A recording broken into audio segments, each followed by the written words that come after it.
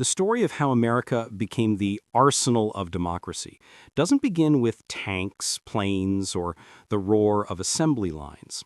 It begins in silence, on the floor of shuttered factories, in the dust of closed machine shops, and in the despair of men who once built automobiles, but now stood idle, hands in pockets, watching a nation search for purpose. When Franklin D. Roosevelt addressed the nation in 1940, the world was already burning. Nazi Germany had conquered half of Europe. Britain stood alone, battered in the skies. And the United States, though powerful in potential, was still a sleeping giant wrapped in isolation. Roosevelt knew what most Americans did not yet want to admit, that this war, sooner or later, would reach their shores in one way or another. But Roosevelt's genius was not in urging Americans to fight, it was in urging them to build. In one of his most memorable speeches, he declared, "We must be the great arsenal of democracy. For us, this is an emergency as serious as war itself." Those words became a summons, not to soldiers, but to machinists, riveters, engineers, and women who had never before stepped foot in a factory. America's industrial capacity in 1940 was massive on paper, but it was designed for peace. The car companies, Ford, General Motors, Chrysler, had perfected efficiency, but for the production of sedans, not Sherman tanks. Shipyards turned out freighters, not warships. Aircraft factories were few, and military planes were built by hand, one by one, as though each were a piece of art. To transform that into a war machine required a revolution not of government, but of industry. And that revolution began in Detroit. Henry Ford, already the father of modern mass production, was reluctant at first. He distrusted both politicians and generals. But his engineers, led by his son Edsel and production expert Charles Sorensen, saw what was coming. If Ford could mass-produce a Model T, they reasoned, why not a bomber? In 1941, even before America formally entered the war, Sorensen proposed building a plant unlike anything the world had ever seen. The Willow Run Bomber Plant, capable of producing a B-24 Liberator bomber every hour. To achieve this meant designing new tooling, new assembly methods, and a workforce of tens of thousands. Construction began on a scale that stunned even Ford himself. The plant's footprint covered more than a mile, and inside, a city of machines and humans blended into one rhythm. Conveyors, drills, cranes, riveters, all moved in sync, orchestrated to turn raw aluminum into the sleek body of a bomber. When the first planes rolled off the line, skeptics sneered. The early bombers were imperfect, but production refined itself rapidly. By 1944, the plant was turning out 8 bombers a day. What at once seemed impossible was now a reality. America had learned to manufacture war faster than anyone could wage it. Across the country, this same awakening rippled outward. At the Bethlehem Steel Works in Pennsylvania, furnaces blazed night and day, forging the steel for tanks, warships, and gun barrels. The company built more than 1,000 warships and produced over half the armor plate used by the U.S. Navy. At Boeing, Douglas, and Lockheed, engineers worked around the clock designing aircraft that would dominate the skies. The B-17 Flying Fortress, the P-51 Mustang, and the C-47 transport plane. These planes weren't just products of engineering. They were symbols of America's growing confidence. But perhaps the most extraordinary transformation was social. With millions of men enlisting, the workforce gap was filled by women, nearly 6 million of them entering factories for the first time. They became welders, assemblers, mechanics, and inspectors. They worked in shipyards, airplane factories, and ordnance plants. And they carried a new icon with them. Rosie the Riveter, a symbol of strength and independence that redefined what it meant to be an American woman. The image of a young woman with a red bandana flexing her arm under the words, "We can do it," became more than propaganda. It was prophecy. America could do it. And so from 1941 to 1945, the nation's economy exploded. Factories that once made toasters now produced munitions. Typewriter companies made machine guns. Automobile plants turned out tanks. Sewing machine companies made parachutes. By 1942, America was outproducing every Axis power combined. But behind the triumph of production lay an equally crucial achievement: logistics. How to move what was made. The U.S. military created a logistical network so vast it was called the Red Ball Express, a continuous flow of trucks, trains, and ships carrying the material of war across oceans and continents. This invisible web of movement meant that when a soldier needed ammunition in the Ardennes or fuel in North Africa, it was there, delivered from factories thousands of miles away. At the center of it all were ordinary Americans who believed that building was their form of fighting. In the words of one factory worker, "We couldn't hold a rifle, but we held a rivet gun, and that was enough." By the time Pearl Harbor was attacked in December 1941, America's arsenal was already in motion. The transformation from peace to war economy was complete and unstoppable. Factories thundered, smokestacks glowed red at midnight, and trains carried steel hearts of war toward the ports. America, once wounded by the Great Depression, had found its purpose again. The arsenal of democracy had been forged, not in speeches, but in sweat and steel.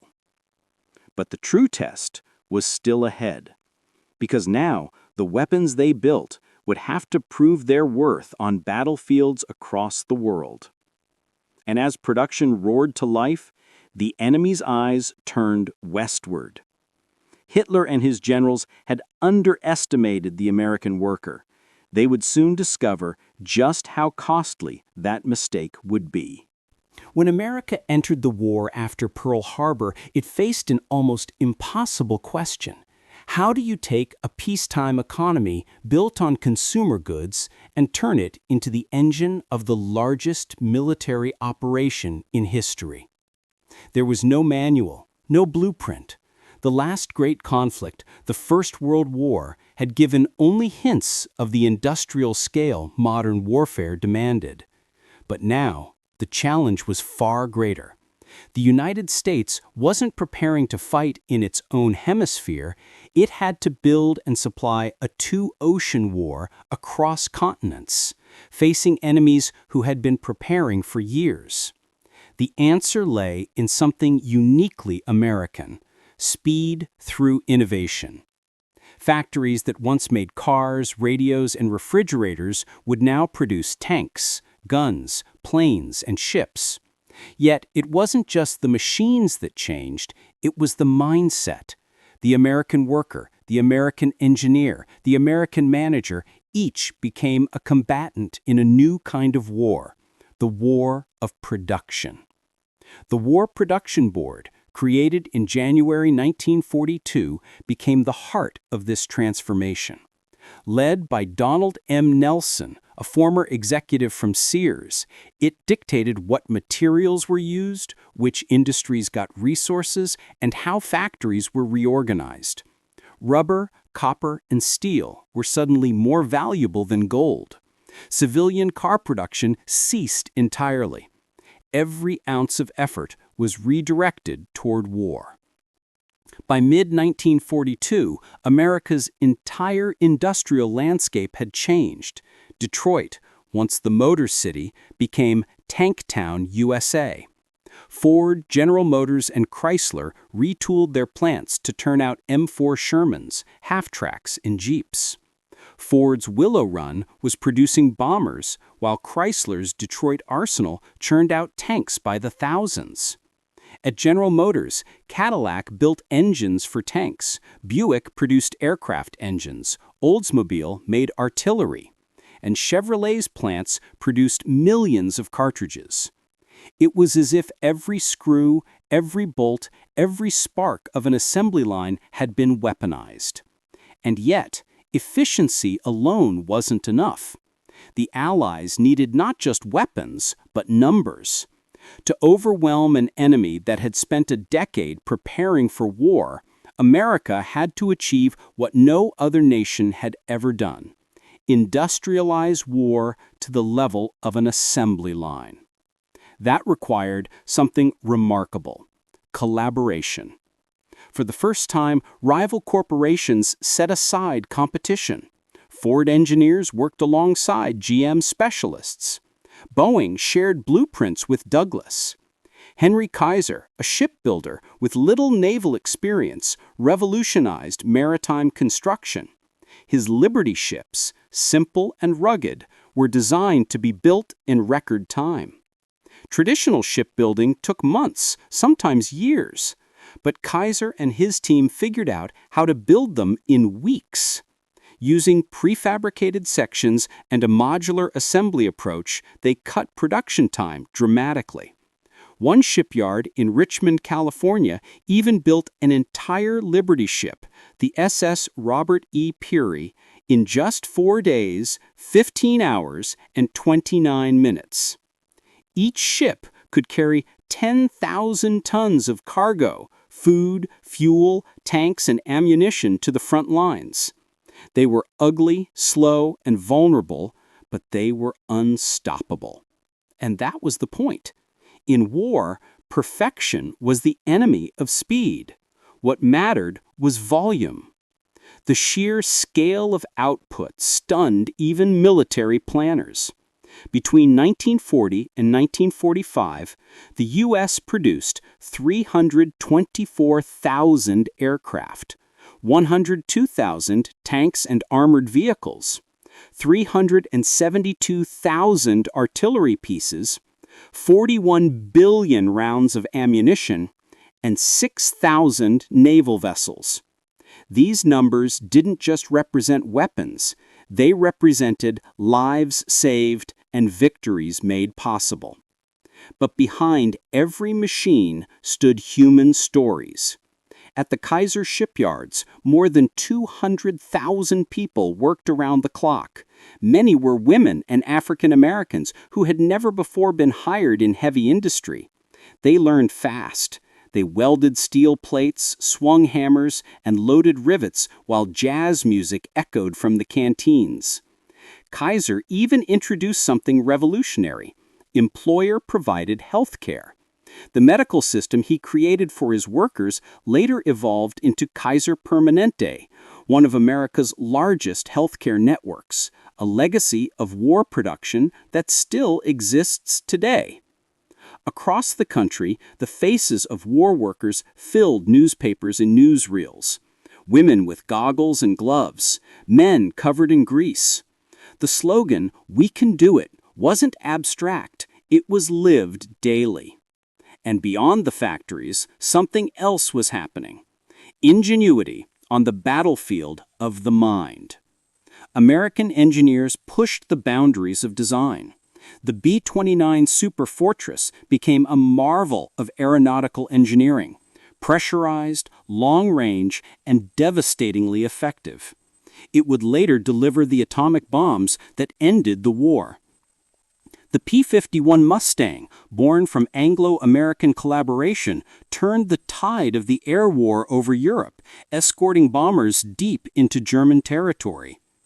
Every innovation was backed by thousands of unseen workers, draftsmen, metallurgists, designers, mathematicians, each adding one thread to the vast fabric of war production. By 1943, American factories were so efficient that the U.S. was producing more than double the output of all Axis powers combined. In the words of British Prime Minister Winston Churchill, "Give us the tools and we will finish the job." America had done precisely that. But it wasn't without strain. Materials were scarce. Aluminum and copper were rationed. Rubber had to be synthesized after Japanese conquests cut off Asian supplies. Every American family was urged to recycle metal, paper, and cooking fat, used for making explosives. Victory gardens sprouted in backyards. Housewives became mechanics. Children collected scrap metal. Every citizen was enlisted in the industrial army. This unity of purpose gave the war effort a moral weight.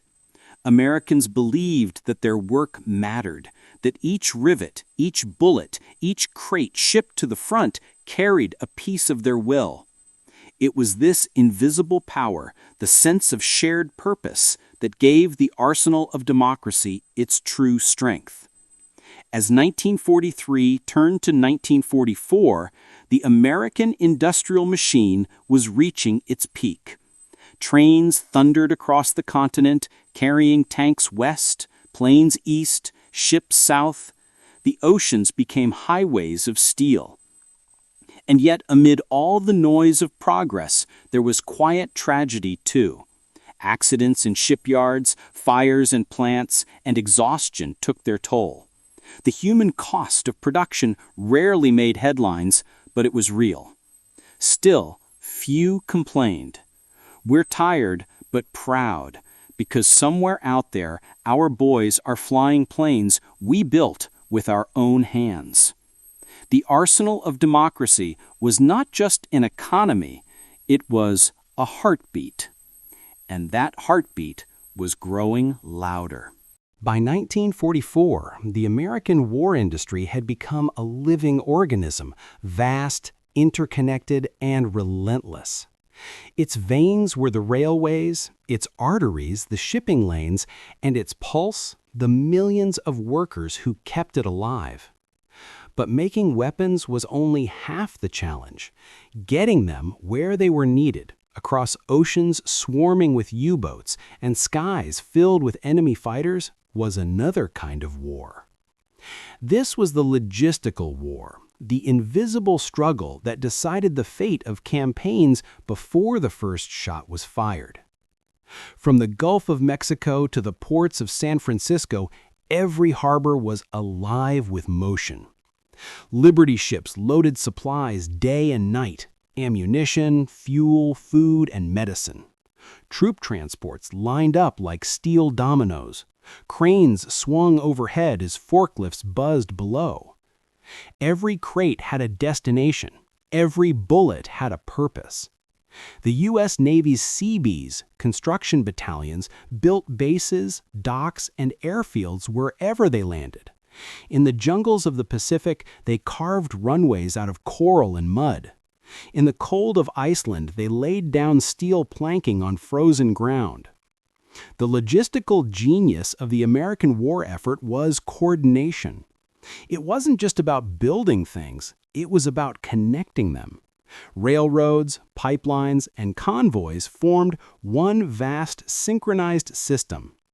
General Dwight D. Eisenhower later said the war was won on the assembly line and on the highway. The Red Ball Express, a convoy network run primarily by African American drivers, became legendary. Operating in Europe after D-Day, it moved supplies from the Normandy beaches to the front lines faster than any army in history. They drove day and night, often under fire, through mud and chaos. Without them, the Allied advance across France would have stalled. Each gallon of fuel, each ration box, each spare part was the product of someone's labor back home. A girl riveting a plane, a man shaping a gear, a farmer canning vegetables.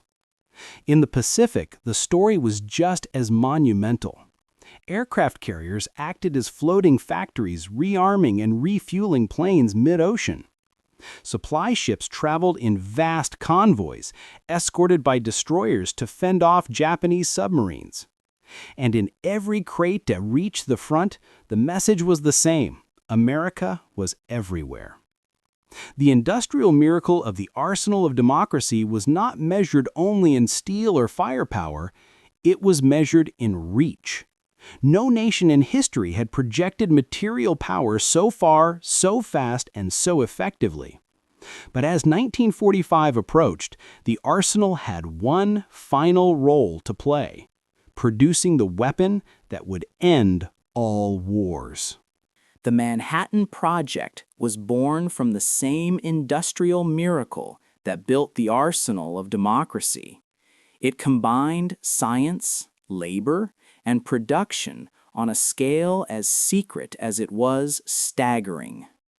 Thousands worked across the country in Oak Ridge, Hanford, Los Alamos, never knowing the full purpose of their work. When the atomic bombs were dropped on Hiroshima and Nagasaki, many realized for the first time what they had been part of.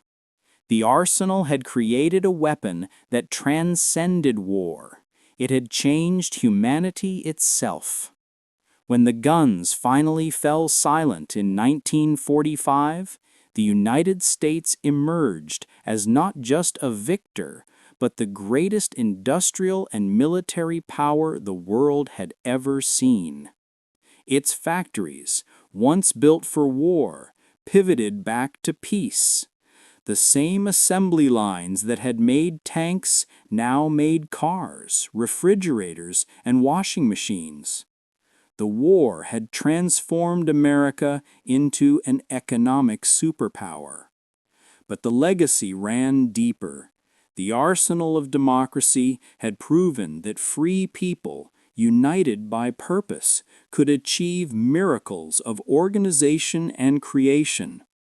It had shown that democracy could fight totalitarianism not just with weapons, but with will, skill, and cooperation. The workers who built the planes, the women who welded ships, the engineers who designed engines, they didn't just help win a war, they reshaped the modern world. Every modern highway, every global trade system, every innovation in logistics, production, and mass engineering owes something to the arsenal of democracy. It was proof that industry, guided by necessity and fueled by hope, could be the ultimate weapon. And though the factories fell silent, their echoes still hum in the engines of every plane, in the heart of every machine, and in the story of every generation that followed. Because the arsenal of democracy was more than just America's factories. It was America itself, at its most determined, inventive, and united moment in history.